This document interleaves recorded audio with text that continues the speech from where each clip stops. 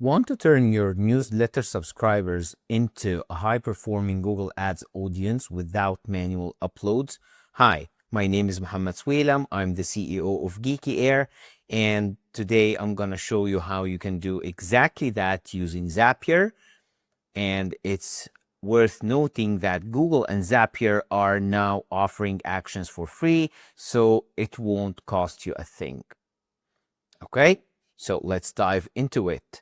Now, what I do is when I have a newsletter subscriber, I send them to Airtable. And this way, when they enter a certain view, I have their info and I am using the action, which is add contact to customer list with email. Okay. And as you can see here, it's actually very, very simple. You just choose the list and you enter the email, and that's it. It's really, really simple. And now you can target those people again using your Google Ads and make sure that you can achieve the most out of your ad.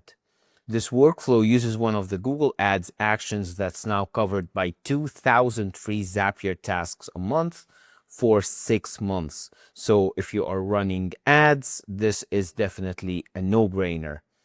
Thanks for watching. If you're running Google Ads and you want to know how to do that, you can click on the link below and use this same flow with your own data set.